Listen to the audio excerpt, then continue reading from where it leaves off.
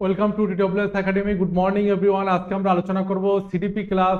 দেখো, ভালো করে লক্ষ্য করে 13 নম্বর ক্লাস নিয়ে আজকে আমরা আলোচনা করতে চলেছি। এর আগে 12টা ক্লাস আমাদের ইউটিউবে রয়েছে, তোমরা যারা দেখোনি তারা অবশ্যই দেখে নেবে। আমাদের গুরুত্বপূর্ণ প্রশ্ন 2024-এর টেট সম্ভাবনাকে লক্ষ্য করে কিন্তু কোশ্চেনগুলো করা রয়েছে এবং সেইভাবে অ্যানালাইসিস আমরা করেছি। চলো আজকে শুরু করি।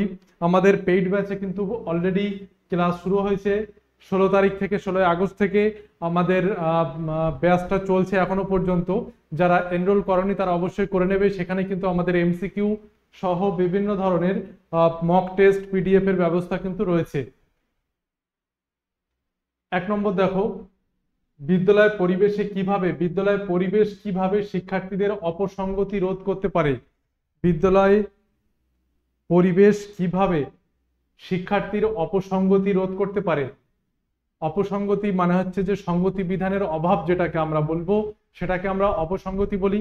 এই অপসঙ্গতি মানে হচ্ছে যে কোনো কিছুতে মানিয়ে না নেওয়া বা বিভিন্ন ধরনের আহ এমন ধরনের কাজ করা সেগুলো অভিযোজনের পক্ষে সহায়ক নয়, সেগুলোকে আমরা অপসঙ্গতিমূলক আচরণ বলে থাকি। সেই অপসঙ্গতিমূলক আচরণ রোধ করতে পারে বিদ্যালয় পরিবেশ কিভাবে। দেখো, ভালো করে লক্ষ্য করবে, দেখো যে পুরোটা পড়ে কিন্তু উত্তর করার চেষ্টা করবে। অবশ্যই উত্তর ডি হবে। উপরের সবগুলি হবে। শিক্ষক শিক্ষার্থীকে নিরাপত্তা দেবে। নিরাপত্তাজনিত যে সমস্ত ব্যাপার রয়েছে, সে সামাজিক হোক, মানসিক হোক, দৈহিক হোক, সমস্ত দিক থেকে নিরাপত্তা সে বিদ্যালয়ের পরিবেশ থেকে পাবে। শিক্ষার্থীরা যাতে হাতে নাতে কাজ করার সুযোগ পায় তার ব্যবস্থা করতে হবে, অর্থাৎ হাতে কলমে কাজ করার সুযোগ দিতে হবে। ক্লাসে যেটা পড়লো সেটা যাতে পরবর্তীতে সে প্রয়োগ করতে পারে সে তার ব্যবস্থা করতে হবে। কোনো সমস্যা দেখা দিলে শিক্ষার্থী যাতে নিঃসংকোচে শিক্ষককে বলে সেই মানসিকতা বিকাশ করা যায়, সেই মানসিকতা বিকাশ কিন্তু করতে হবে। দেখা গেল যে কোনো একটা সমস্যা কোনো গ্রুপে, কোনো দলে, কোনো শ্রেণীতে হয়েছে, সেক্ষেত্রে যদি নিঃসংকোচে সেই সমস্যার কথাটা যদি শিক্ষককে না বলতে পারে শিক্ষার্থী, তাহলে সেক্ষেত্রে কিন্তু অপসঙ্গতি দেখা দিতে পারে। সেজন্য নিঃসংকোচে বলতে কোনো রকম বাধা যাতে শিক্ষার্থীর ভিতর থেকে না আসে সেই ব্যবস্থা করা উচিত। তার ফলেই কিন্তু বিদ্যালয় পরিবেশে শিক্ষার্থীর অপসঙ্গতি রোধ করা সম্ভব হবে। হলো 2 নম্বরটা দেখো, নিচের কোন বক্তব্যটি অপসঙ্গতির সাথে সম্পর্কহীন। অপসঙ্গতির সাথে সম্পর্ক যুক্ত নয় কোনটির উপরে।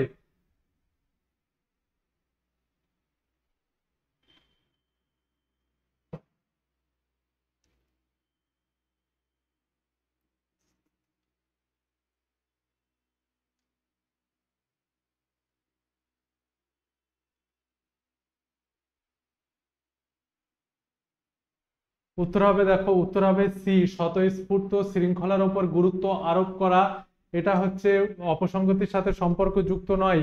কারণ স্বতঃস্ফূর্ত শৃঙ্খলা মানে হলো যে ক্লাসের মধ্যে আমি বা শ্রেণীর মধ্যে কিছু ছেলে মেয়েদেরকে বলে দিলাম যে এই শ্রেণীতে যাতে গন্ডগোল না হয় বা চুপচাপ থাকে তার জন্য একটা মনিটর যে নিযুক্ত করা আমরা ছোটবেলা দেখতাম, যে মনিটর নিযুক্ত করা অর্থাৎ স্বতঃস্ফূর্ত শৃঙ্খলা। অর্থাৎ তোমরা ক্লাসে যদি চেল্লামিল্লি করো বা গন্ডগোল করো তাহলে পড়াতে কি কি সমস্যা হয় সেগুলো বুঝিয়ে তার উপরে যদি স্বতঃস্ফূর্ত শৃঙ্খলা আরোপ করা হয় তাহলে সেক্ষেত্রে শ্রেণীটা কিন্তু ভালো চলতে পারে বা শ্রেণীতে পাঠদান কিন্তু কার্যকর হতে পারে।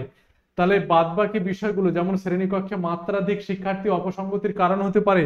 মাত্রাধিক শিক্ষার্থী, পর্যাপ্ত পরিমাণে আলো বাতাসের ব্যবস্থা নেই, একটা দমবন্ধকর পরিস্থিতি তৈরি হয়েছে যে মাত্রাধিক শিক্ষার্থী, অনিয়মিত শিক্ষাদান অর্থাৎ কোনো বিষয় শিক্ষকের অনিয়মিত। আজকে ম্যাথের ক্লাস হবে কি হবে না সেটা কেউ জানে না, আবার দেখা গেল কিছু সময় পর হলো বা পরের দিন আবার হলো না। এই ধরনের যদি হয় তাহলে অপসঙ্গতি দেখা দিতে পারে। সহপাঠীদের সঙ্গে পারদর্শিতার প্রতিযোগিতা, সবসময় যদি প্রতিযোগিতা, সুস্থ গঠনমূলক প্রতিযোগিতা আমাদের কিন্তু পড়াশোনার প্রতি বা একাডেমিকের প্রতি আগ্রহ বাড়ায়, কিন্তু সবসময় যদি একটা প্রতিযোগিতার মধ্যে থাকে তাহলে কিন্তু একটা মানসিক অসুস্থতা তৈরি হবে। সেক্ষেত্রে সহপাঠীদের সঙ্গে সবসময় পারদর্শিতা, প্রতিযোগিতা এটাও কিন্তু অপসঙ্গতির কারণ হতে পারে। তাহলে সম্পর্কহীন কোনটা? সম্পর্কহীন হচ্ছে স্বতঃস্ফূর্ত শৃঙ্খলার উপর গুরুত্ব আরোপ। বোঝা গেল? 3 নম্বরটা দেখো, নিচের কোন সামাজিক পরিবেশ শিক্ষার্থীর অপসঙ্গতি রোধে বিশেষ প্রয়োজন। নিচের কোন সামাজিক পরিবেশ, যেখানে শিশু বাস করে সেই ধরনের কোন সামাজিক পরিবেশ শিক্ষার্থীর অপসঙ্গতি রোধে বিশেষভাবে প্রয়োজন, কোনটি হবে? বিশেষভাবে প্রয়োজন কোনটি? উত্তর করো।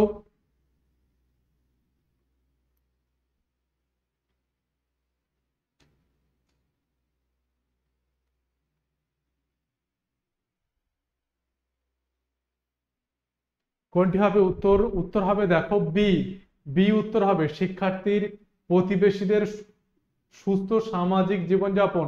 এটা করতে পারলে শিক্ষার্থীদের মধ্যে অপসঙ্গতি, অর্থাৎ শিক্ষার্থী যদি ছোট থেকেই বড় অবস্থায় যদি তার প্রতিবেশীদের সাথে সুস্থ স্বাভাবিক জীবনযাপন না করতে পারে, তাহলে কিন্তু তার অপসঙ্গতি দেখা দেবে। মানুষ দলবদ্ধ জীব, ভালো করে লক্ষ্য করো, বা মানুষ কিন্তু দলবদ্ধ জীব, দলবদ্ধভাবে বাস করতে পছন্দ করে। এখন আমার প্রতিবেশী যদি সুস্থ স্বাভাবিক জীবনযাপন না করে, বা আমাদের আশপাশের প্রতিবেশী যদি সুস্থ স্বাভাবিক জীবনযাপন না করে, তাহলে শিশুর মনেই কিন্তু একটা অপসঙ্গতি দেখা দিতে পারে। বাদবাকি পয়েন্টগুলো হবে না, যেমন খেলাধুলার জন্য উপযুক্ত পরিবেশের ব্যবস্থা করা, হ্যাঁ, সমাজ কল্যাণমূলক ছোট ছোট কাজে শিক্ষার্থীর অংশগ্রহণের ব্যবস্থা করা, এগুলো সবই দরকার। খেলাধুলার জন্য উপযুক্ত পরিবেশও দরকার, ছোট ছোট কাজে অংশগ্রহণের ব্যবস্থা দরকার, নীতিবোধ জাগ্রত করার জন্য সমাজে বয়স্কদের সচেতনতা দরকার, সব দরকার। কিন্তু চারটি অপশনের মধ্যে কোন সামাজিক পরিবেশ বিশেষভাবে প্রয়োজন? বা ভালো করে লক্ষ্য করো, কোন সামাজিক প্রয়োজন মানে পরিবেশ বিশেষভাবে প্রয়োজন, এই জিনিসটাই কিন্তু বিশেষভাবে প্রয়োজন। বাদবাকি সবগুলো প্রয়োজন নয় এটা নয়, সবগুলো প্রয়োজন, কিন্তু চারখানা অপশনের মধ্যে সবচেয়ে বেশি বিশেষভাবে প্রয়োজন এটা। ঠিক। তারপরে 4 নম্বর, আচরণ সম্পর্কিত সমস্যা নিবারণে শিক্ষকের প্রাথমিক কাজ কি? আচরণ সম্পর্কিত সমস্যা রয়েছে শিক্ষার্থীর, সেক্ষেত্রে শিক্ষকের প্রাথমিকভাবে কাজ কি হবে?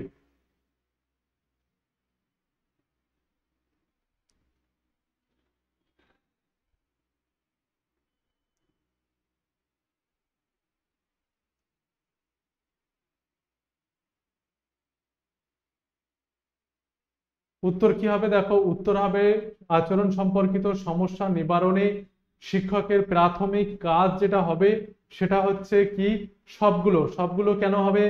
কারণ কি, শিক্ষার্থীর সামাজিক দক্ষতা বৃদ্ধির জন্য শিক্ষা দান করা, শিক্ষার্থীর মধ্যে সমাজে কিভাবে চলবে, কেমন ভাবে চলবে, কেমন করে চলা উচিত, এই ধরনের শিক্ষা দান করা বৃদ্ধিতে সামাজিক দক্ষতা বৃদ্ধি পাবে। শিক্ষার্থীদের মধ্যে উন্নতিকরণ বা অভিযোজন কৌশল বা সাবলিমিশন প্রশিক্ষণ দেওয়া উচিত। অর্থাৎ সাবলিমিশন মানে হচ্ছে যে কোনো বিষয় যদি সে পিছিয়ে পড়ে, কোনো বিষয় যদি পিছিয়ে পড়ে সেটাকে আরো পরিবর্তিত করে সেটা যাতে আরো মানে পিছিয়ে না পড়ে সেই তার ব্যবস্থা করা। অর্থাৎ আবার এরকমও হতে পারে, দেখা গেল যে একটা বিষয়ের কোনো ঘাটতি অন্য বিষয় দ্বারা পরিপূরণ হচ্ছে, এই ধরনের ব্যবস্থা প্রশিক্ষণের ব্যবস্থা করা উচিত।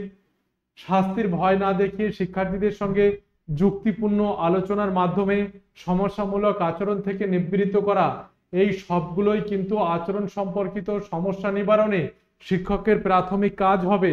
অর্থাৎ শিক্ষকের প্রাথমিক কাজগুলো এগুলো কিন্তু হবে, যে সামাজিক দক্ষতা বৃদ্ধি করা, সাবলিমিশনের ব্যবস্থা করা, শাস্তির ভয় না দেখিয়ে যুক্তিপূর্ণ আলোচনা করা, এগুলো কিন্তু সবই শিক্ষকের প্রাথমিক কাজ।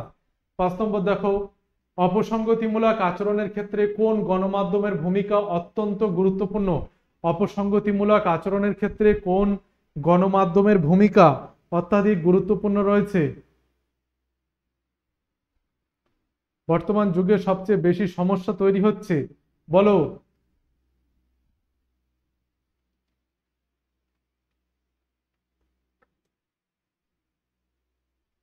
দেখো ভালো করে, অপসঙ্গতিমূলক আচরণের ক্ষেত্রে সবচেয়ে বেশি গুরুত্বপূর্ণ, অত্যন্ত গুরুত্বপূর্ণ ভূমিকা যে পালন করে সেটা হচ্ছে টেলিভিশন। এই টেলিভিশনের মাধ্যমে অপসঙ্গতিমূলক আচরণে দেখা দিতেও পারে, আবার দেখা গেল যে সমস্ত প্রোগ্রামগুলো কিন্তু সেরকম নয়, কিছু কিছু প্রোগ্রাম রয়েছে যেগুলো শিশুদেরকে অপসঙ্গতিমূলক আচরণের দিকে নিয়ে যায়। 6 নম্বর দেখো, মানসিক স্বাস্থ্যবিদ্যা কেবলমাত্র ব্যক্তি জীবনের সঙ্গে মানসিক স্বাস্থ্যবিদ্যা কেবলমাত্র ব্যক্তি জীবনের সঙ্গে সম্পর্কিত, সমাজ জীবনের সঙ্গে, ব্যক্তি সমাজ জীবন উভয়ের সঙ্গে, নাকি ব্যক্তি সমাজ গোষ্ঠী জীবনের সঙ্গে সম্পর্কযুক্ত? কোনটি? মানসিক স্বাস্থ্যবিদ্যা, মানসিক স্বাস্থ্যবিদ্যাটা কি, যে মানসিক ভাবে কোনো শিশু যদি সুস্থ থাকে, মানসিকভাবে সুস্থ থাকলে সে অভিযোজন করতে পারবে। অর্থাৎ মানসিক সুস্থতা হচ্ছে পারিপার্শ্বিক বিভিন্ন সমস্যার সাথে নিজেকে মানিয়ে নিতে পারার যে ক্ষমতার জন্য যে মানসিক স্বাস্থ্য থাকা উচিত তাকে মানসিক সুস্থ মানসিকতা বলে হয়। সেই মানসিক স্বাস্থ্যবিদ্যা কেবলমাত্র কোন বিষয়ের সাথে সম্পর্কযুক্ত? উত্তর কি হবে? মানসিক স্বাস্থ্যবিদ্যা ব্যক্তির সাথে সম্পর্কযুক্ত, সমাজের সাথে, গোষ্ঠী জীবনের সাথে, সবার সাথেই কিন্তু সম্পর্কযুক্ত। অর্থাৎ মানসিক স্বাস্থ্যবিদ্যা একটি মানুষ তার ব্যক্তি জীবন, তার সমাজ জীবন, তার গোষ্ঠী জীবন উভয় ক্ষেত্রেই, সমস্ত ক্ষেত্রেই কিন্তু তার মানসিক স্বাস্থ্যবিদ্যা দরকার হয়। ব্যক্তি জীবনে মানসিক স্বাস্থ্যবিদ্যার প্রয়োজন হয় কেন? ব্যক্তি জীবনে মানসিক স্বাস্থ্যবিদ্যার প্রয়োজনীয়তা কেন? একটা ব্যক্তির মানসিক সুস্থতা কেন দরকার হয় বা মানসিক স্বাস্থ্য কেন দরকার হয়? তার মানসিক স্বাস্থ্য না হলেও তো চলবে নাকি? এই ধরনের কথা কেন বলা হবে না বা কেন বলা হয় যে মানসিক ব্যক্তি জীবনে মানসিক স্বাস্থ্যবিদ্যার প্রয়োজনীয়তা কেমন, কতটা গুরুত্বপূর্ণ বা প্রয়োজনীয়তা? দেখো ভালো করে, ব্যক্তির সুষম ব্যক্তিত্বের বিকাশে মানসিক স্বাস্থ্যবিদ্যা দরকার হয়। মানসিকভাবে সুস্থ ব্যক্তি তার অভিযোজন করতে পারবে, তার পারিপার্শ্বিক পরিবেশের সাথে অভিযোজন করতে পারবে, সংগতি সাধন করতে পারবে, নতুন পরিস্থিতিকে নিজের নিয়ন্ত্রণে নিয়ে আসতে পারবে, সুষম ব্যক্তিত্বের বিকাশ ঘটবে, সৃষ্টিশীল কর্ম অর্থাৎ সৃজনশীলতার প্রকাশ ঘটাতে পারবে, নতুন নতুন বিষয় চিন্তা করতে পারবে, আত্মশক্তির সম্পূর্ণ নিয়োগ অর্থাৎ কোনো কাজ করতে গেলে 100% দিয়ে তার প্রতি মনোযোগ সহকারে একাগ্রতার সাথে সে কাজটা করতে পারবে যদি তার মানসিক স্বাস্থ্য ঠিক থাকে। তাহলে উপরের সবগুলি কিন্তু উত্তর। 8 নম্বর দেখো, নিচের কোনটি মানসিক স্বাস্থ্যবিদ্যার বিশেষ উদ্দেশ্য? বিশেষ উদ্দেশ্য ভালো করে লক্ষ্য করো, বিশেষ উদ্দেশ্য কোনটি? 8 নম্বর,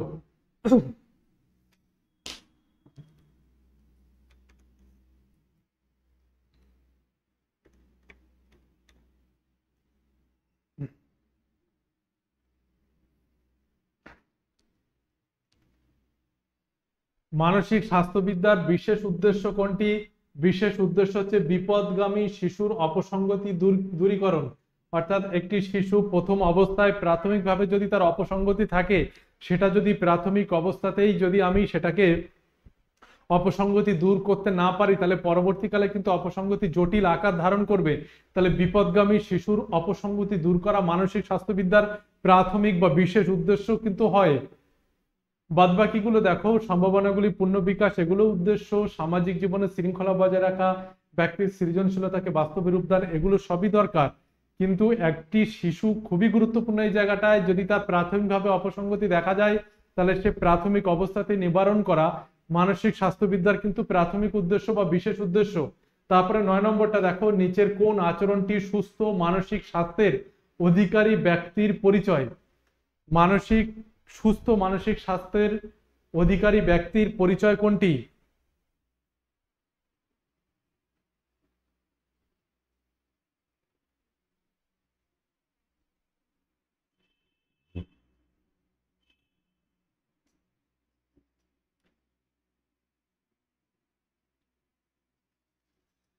অন্যদের ভুল আচরণ কেন খুঁজবে? অন্যদের ভুল আচরণ খুঁজবে না, নিজের যেটা দরকার, খুবই দরকার, ভুল আচরণ সংশোধনে অগ্রসর হওয়া।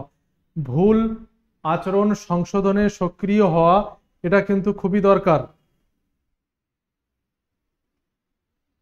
ভুল আচরণ সংশোধনে সক্রিয় হওয়া, এটা কিন্তু খুবই দরকার।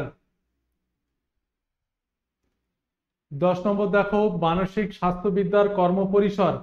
মানসিক স্বাস্থ্যবিদ্যার কর্মপরিসর সীমিত, বিশেষ বিশেষ ক্ষেত্রে সীমাবদ্ধ, অন্যত্র নিরপেক্ষ, সঠিকভাবে বলা যায় না, ব্যক্তির সর্বত্র। কোনটি? মানসিক স্বাস্থ্যবিদ্যার কর্মপরিসর কতটুকু?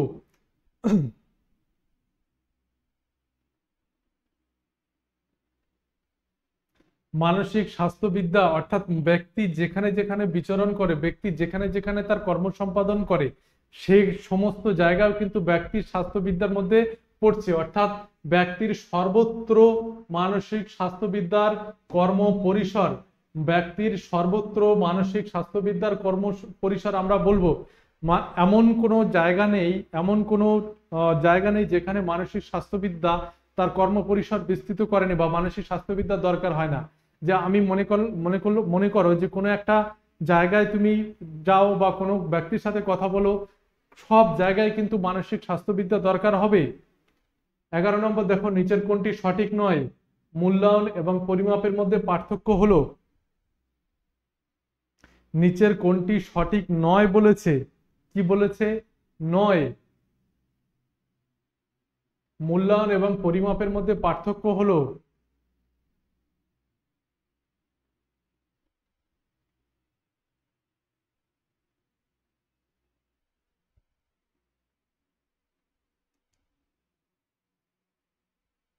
উত্তর করার চেষ্টা করো। উত্তর কি হবে দেখো, উত্তর হবে মূল্যায়ন গুণগত, পরিমাণগত। এটা ঠিক নয়, এটা ঠিক নয়। কেন ঠিক নয় আমি বলে দিচ্ছি, দেখো ভালো করে। মূল্যায়ন হচ্ছে, ভালো করে লক্ষ্য করবে, মূল্যায়ন হচ্ছে গুণগত, পরিমাণগত উভয়ই। মূল্যায়নটা ব্যাপক ধারণা, ওর মধ্যে পরিমাণগত থাকবে আবার গুণগতও থাকবে। আর পরিমাপ শুধু পরিমাণগত এটা হয়, কিন্তু মূল্যায়ন শুধুমাত্র গুণগত এটা হবে না। বাদ বাকিগুলো দেখো অপশন। মূল্যায়ন নিরবিচ্ছিন্ন প্রক্রিয়া, পরিমাপ তাৎক্ষণিক সাময়িক, এটা সঠিক, এটা সঠিক। মূল্যায়ন মূল্যমান ভিত্তিক, পরিমাপ নয়, এটাও সঠিক। মূল্যায়ন সামগ্রিক প্রক্রিয়া, পরিমাপ তার ফলশ্রুতি, এটাও সঠিক। কিন্তু আমি এটা অপশনটা নিতে পারছি না, এই কারণে মূল্যায়ন গুণগত। যদি বলতো মূল্যায়ন গুণগত পরিমাণগত উভয়, তাহলে এটা মূল্যায়নের ক্ষেত্রে সঠিক ছিল, কিন্তু সঠিক নয়। মূল্যায়ন শুধুমাত্র গুণগত দিয়েছে, এটা আমি মানতে পারলাম না, ওই কারণে অপশন কিন্তু সি হবে, মূল্যায়ন গুণগত, পরিমাপ শুধু পরিমাণগত। 12 নম্বর দেখো, মূল্যায়নকে ত্রিভুজ হিসাবে উল্লেখ করেছেন কে? মূল্যায়নকে ত্রিভুজ হিসাবে উল্লেখ করেছেন কে? মূল্যায়নকে ত্রিভুজ হিসাবে উল্লেখ করেছেন, যে ত্রিভুজের মূল্যায়নের ত্রিভুজ আমরা পড়ি, সেক্ষেত্রে আমরা বলবো এটা হচ্ছে বিএস ব্লুম। বিএস ব্লুম মূল্যায়ন ত্রিভুজ হিসাবে উল্লেখ করেছেন। তারপরে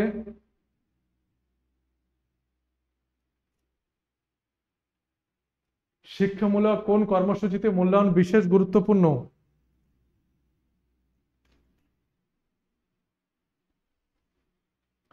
শিক্ষামূলক কোন কর্মসূচিতে মূল্যায়ন বিশেষ গুরুত্বপূর্ণ?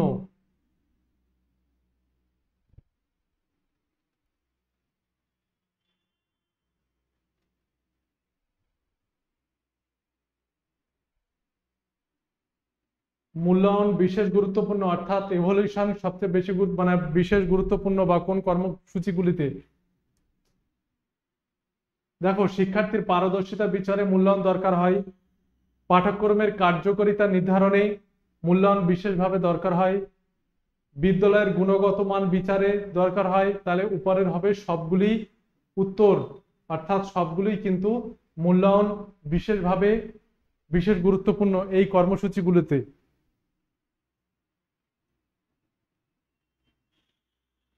নিচের কোনটি সঠিক নয়? শিক্ষার্থীরা কোনো বিষয়ে পারদর্শিতা বিচারের শর্ত হলো, নিচের কোনটি সঠিক নয় বলেছে? শিক্ষার্থীর কোনো বিষয়ে পারদর্শিতা বিচারের শর্ত, মানে কোনো বিষয়ে পারদর্শিতা বিচারের শর্ত ব্যবহারের সময় কোন কোন দিকটা লক্ষ্য রাখা উচিত, এবং এর মধ্যে কোনটি সঠিক নয়? পারদর্শিতা বিচারের শর্তের ক্ষেত্রে কোন কোন দিকে লক্ষ্যের উদ্দেশ্য স্থির করা সঠিক, সময় নির্দিষ্ট করা সঠিক, শিক্ষণ প্রক্রিয়া এটাও সঠিক, কিন্তু এই শিক্ষা উপকরণের ব্যবহার এটা সঠিক নয়। কারণ আমরা কি করছি, শিক্ষার্থীর কোনো বিষয়ে পারদর্শিতা বিচার করছি, তাই না? তাহলে সেক্ষেত্রে শিক্ষা উপকরণের ব্যবহার তো শিক্ষক করবেন। তাহলে বাদ বাকিগুলো সঠিক হলেও এটা সি সঠিক নয়। 15 নম্বর দেখো, শিক্ষার্থীর পারদর্শিতা বিচারে বিদ্যালয়ে ব্যবহার করা হয়, বিদ্যালয়ে কোন ধরনের পারদর্শিতা বিচারের ক্ষেত্রে ব্যবহার করা হয়?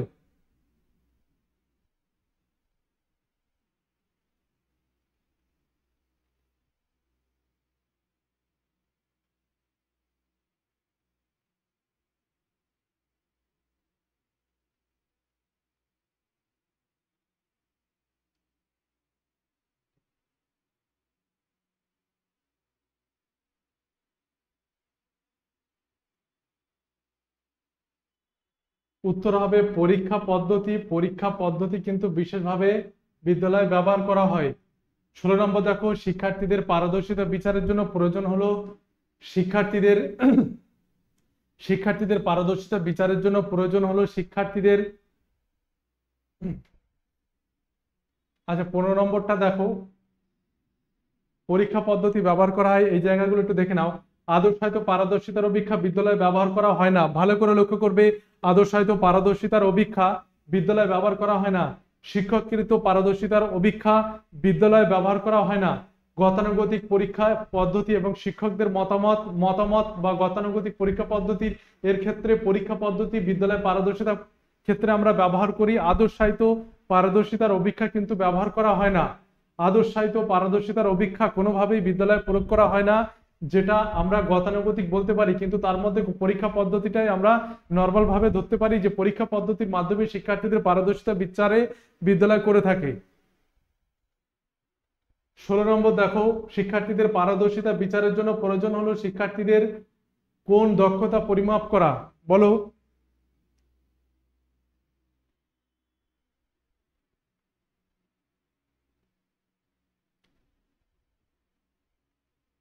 শিক্ষার্থীদের পারদর্শিতা বিচারের জন্য প্রয়োজন হলো শিক্ষার্থীদের কি? দেখো, শিক্ষার্থীদের পারদর্শিতা বিচারের জন্য শিক্ষার্থীদের কোন কোন দিক পরিমাপ করা দরকার? অর্জিত জ্ঞানের পরিমাপ করা দরকার, বোধগম্যতার পরিমাপ করা দরকার, কতটা বুঝতে পেরেছে, এবং দক্ষতার পরিমাপ করা দরকার, অর্থাৎ সে কোন কোন বিষয় কতটুকু ভালোভাবে সে দক্ষতা অর্জন করতে পেরেছে।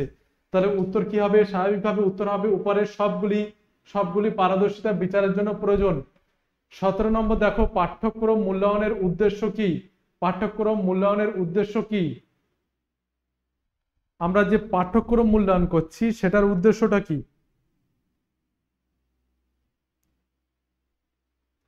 পাঠ্যক্রম মূল্যায়নের উদ্দেশ্যটা হচ্ছে, পাঠ্যক্রম মূল্যায়নের উদ্দেশ্য মানে পাঠ্যক্রমটাকে বিচার করা যে সে কতটা সঠিকভাবে সফলভাবে সেই পাঠ্যক্রমটা শিক্ষার্থীদের কার্যকরী কোনো বিষয়ে বা কোনো টপিকের উপরে কতটা জ্ঞান দান করতে পারছে বা সেটা কতটা বাস্তব জীবনের সাথে সম্পর্কযুক্ত। অর্থাৎ উত্তর হবে পাঠ্যক্রমের কার্যকারিতা বিচার করা। মূল্যায়নের উদ্দেশ্য এটা। 18 নম্বর দেখো, মনোবিদ ম্যাসলো মানুষের অভাবকে যে 8 ভাগে ভাগ করেছেন, নিড যেটাকে আমরা বলি, ম্যাসলো চাহিদা ক্রমপর্যায় তত্ত্ব, তার দ্বিতীয় ধাপ কোনটি? তার দ্বিতীয় ধাপ কোনটি? মনোবিদ আব্রাহাম ম্যাসলো মানুষের অভাবকে যে 8টি ভাগে ভাগ করেছিলেন, তার যে সেকেন্ড স্টেজ, দ্বিতীয় ধাপ, সেটি কোনটি?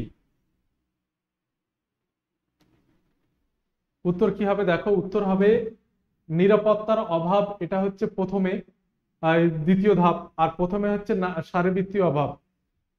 আব্রাহাম ম্যাসলো যে চাহিদার কর্মপর্যায় তত্ত্ব দিয়েছিলেন সেখানে প্রথমে হচ্ছে শারীরবৃত্তীয় অভাব, তারপরে দেখো নিরাপত্তার অভাব রয়েছে। 19 নম্বর দেখো, যে ব্যক্তির মধ্যে উচ্চতর কীর্তি প্রেরণা বেশি থাকে সে সমাজের উন্নয়নের জন্য, মানে উচ্চতর কীর্তি প্রেরণা অর্থাৎ সে সবকিছু কৃতিত্ব, মানে বলা যায় যে তার সাফল্য লাভের প্রেরণা বেশি রয়েছে, অর্থাৎ সে চায় কোনো কিছু করে দেখাতে, তাহলে সে সমাজের উন্নয়নের জন্য কি করবে? সমাজের উন্নয়নের জন্য অধিক পরিশ্রম করবে, অধিক পরিশ্রম করবে। 20 নম্বর দেখো, নিচের যে প্রেরণাটি সামাজিক পরিস্থিতির পরিপ্রেক্ষিতে সৃষ্টি হয় না, মানে কোন প্রেরণাটি সামাজিক পরিস্থিতির চাপে বা পরিস্থিতির পরিবর্তনের কারণে সৃষ্টি হয় না, কোনটি?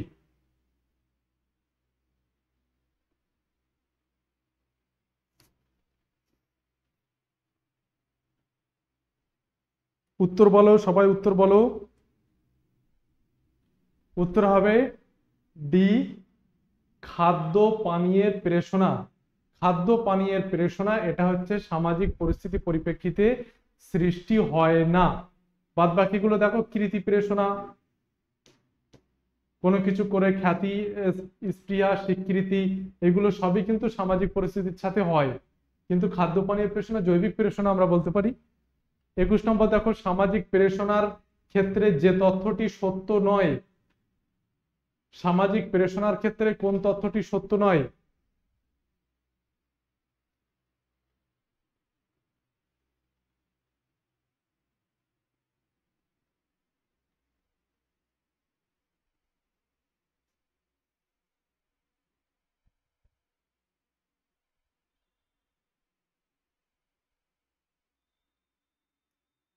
দেখো, সামাজিক প্রেরণাগুলি অর্জিত জন্মগত নয়, সঠিক। সামাজিক প্রেরণাগুলি শারীরবৃত্তীয় ভিত্তি নেই, ঠিক। সামাজিক প্রেরণা পরিতৃপ্তি তাৎক্ষণিক না হলেও চলে, এটাও ঠিক, কিন্তু এটা একদমই ঠিক নয় যে সামাজিক প্রেরণা পরিতৃপ্তি তাৎক্ষণিক হওয়া দরকার, এটা সঠিক নয়। সামাজিক প্রেরণা তাৎক্ষণিক হওয়া দরকার নেই, সামাজিক প্রেরণা শারীরবৃত্তীয় ভিত্তি নেই, এটাও সঠিক। মানে 4টি স্টেটমেন্টের মধ্যে বি নম্বর 2 নম্বরটা ভুল রয়েছে। আমাদের ফ্রি লাইভ ক্লাস রুটিন রয়েছে মানডে টু স্যাটারডে। যারা টেট ছাড়াও অন্যান্য পরীক্ষার প্রস্তুতি নিচ্ছ তাদের ক্ষেত্রে এই রুটিনে বিভিন্ন টপিক, বিভিন্ন এক্সপার্ট টিচার রয়েছে, তারা কিন্তু আমাদের প্রতিদিন ফ্রি লাইভ ক্লাস আমাদের চলে, তোমরা একটা দেখে নিতে পারো। ব্ল্যাকবোর্ডে লেখার সময় কোন বিষয়টি অধিক গুরুত্বপূর্ণ? ব্ল্যাকবোর্ডে লেখার সময় কোন বিষয়টি অধিক গুরুত্বপূর্ণ? লেখার স্পষ্টতা, ছোট আকারের লেখা, বড় স্পষ্ট লেখা, এদের কোনোটিই নয়। উত্তর কি হবে?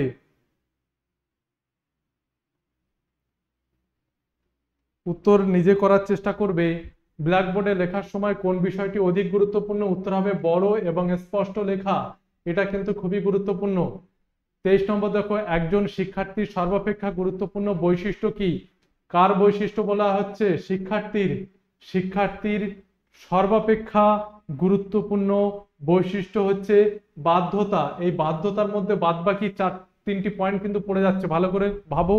বাধ্যতার মধ্যে কিন্তু শিক্ষার্থীর সবকিছু পড়ে যাচ্ছে, অর্থাৎ সে যদি শিক্ষকের কথা বাধ্য মতো চলে তাহলে সে দায়িত্ব, সত্য, সহযোগিতা সবগুলোই কিন্তু সে পারবে।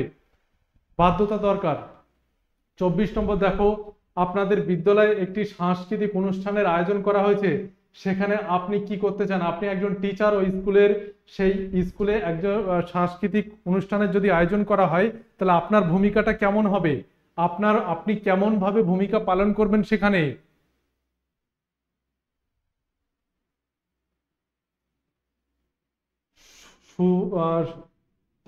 সহজ একদমই, অনুষ্ঠানে সক্রিয়ভাবে অংশ নেবেন, বাদ বাকিগুলো একদমই সঠিক নয়। অনুষ্ঠানে সক্রিয়ভাবে অংশ নেবেন। ব্যক্তিত্ব সম্পন্ন ব্যক্তি কারা? ব্যক্তিত্ব সম্পন্ন ব্যক্তি কারা? পার্সোনালিটি সবার মধ্যেই রয়েছে, তাই না? পার্সোনালিটি ছাড়া তো ব্যক্তিত্ব হয় না। তাহলে আমাদের উত্তর কি হবে? সকল স্বাভাবিক ব্যক্তি মাত্রই ব্যক্তিত্ব সম্পন্ন। প্রতিটা ব্যক্তির কিছু না কিছু পার্সোনালিটি রয়েছে, আমরা বলতে পারবো না যে কোনো ব্যক্তির মধ্যে পার্সোনালিটি নেই। আমরা বলতে অবশ্যই পারবো যে প্রতিটা ব্যক্তির মধ্যে পার্সোনালিটি রয়েছে, সে তার নিজের পরিবেশ পরিস্থিতি, তার ব্যক্তিত্ব অনুযায়ী সে তার জীবনযাপন করে থাকে। পার্সোনালিটি ছাড়া মানুষ হয় না। তাহলে আমরা বলবো যে ব্যক্তির সকল স্বাভাবিক ব্যক্তি মাত্রই ব্যক্তিত্ব সম্পন্ন। 26 নম্বর দেখো, শিক্ষকের সফলতা কোন জায়গায়? শিক্ষকের সফলতা কোন জায়গায়?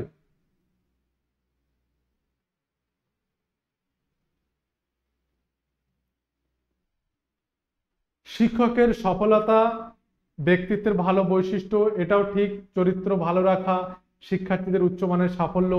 কিন্তু শিক্ষার্থীর সফলতা কখন? যখন যদি সে তার শ্রেণীকক্ষে শিক্ষার্থীদের সঠিক শিক্ষাদানে করতে পারে, অর্থাৎ সঠিক শিক্ষাদান যদি হয় বাদবাকিগুলো কিন্তু অনুসরণ করবে। তাহলে সঠিক শিক্ষাদান, এটা হচ্ছে শিক্ষকের প্রধান সফলতা। 27 নম্বর দেখো, বুদ্ধির 3টি প্রধান ক্ষমতা রয়েছে, অভিযোজনের ক্ষমতা, শিখনের ক্ষমতা, আর একটা কি ক্ষমতা? বুদ্ধির 3টি প্রধান ক্ষমতা, তার মধ্যে অভিযোজনের ক্ষমতা, শিখনের ক্ষমতা, আরেকটি প্রধান কি ক্ষমতা রয়েছে বলো?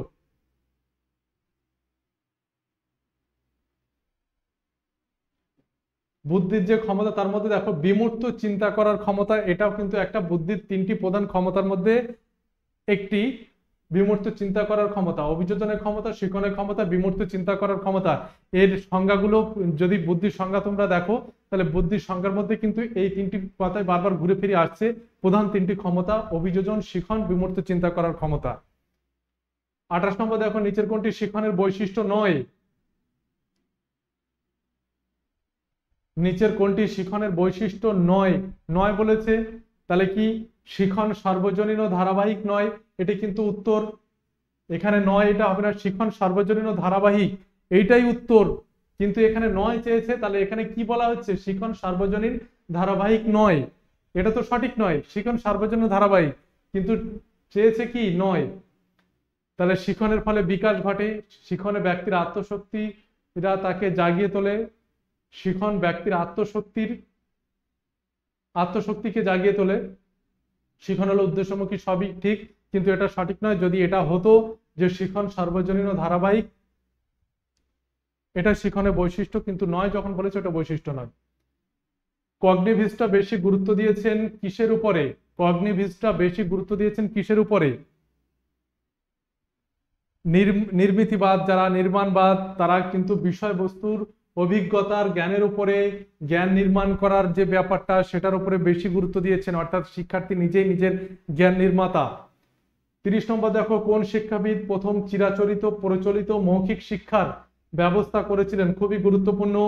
চিরাচরিত মৌখিক শিক্ষা ব্যবস্থার বিরোধিতা করেছিলেন কোন শিক্ষাবিদ? Rousseau, Plato, Herbart Dewey. কে করেছিলেন? উত্তর হবে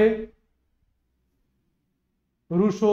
রুশোর সমাজ প্রকৃতিকে তিনি কলুষিত মনে করেছিলেন, ওই কারণে তিনি সমাজ পরিবেশ থেকে দূরে সরিয়ে এনে প্রকৃতির করে শিক্ষা দেওয়ার কথা তিনি বলেছিলেন। যা জ্যাক রুশোর সম্পর্কে আমরা প্রকৃতিবাদ এগুলো রয়েছে। চলো আজকে পর্যন্ত। কার কতটা হলো অবশ্যই কমেন্টে জানাবে। মক টেস্ট হিসাবে নেবে, পড়াশোনার মধ্যে থাকো, পড়াশোনায় কিন্তু তোমাকে সাফল্যের দোরগোড়ায় পৌঁছে দেবে। আমাদের TWS একাডেমি অ্যাপে টেটের ফাউন্ডেশন ব্যাচ শুরু হয়েছে। যারা ভর্তি হতে চাও তারা অবশ্যই নাম্বারে কন্ট্যাক্ট করে ভর্তি হয়ে যাবে। আমাদের কিন্তু ব্যাচ অলরেডি শুরু হয়ে গেছে। মৌখিক যে PDF রয়েছে, PDF ছাড়াও মক টেস্টের ব্যবস্থা, এগুলো কিন্তু ফাউন্ডেশন অর্থাৎ একদম বেসিক থেকে কিন্তু করানো হয় এখানে।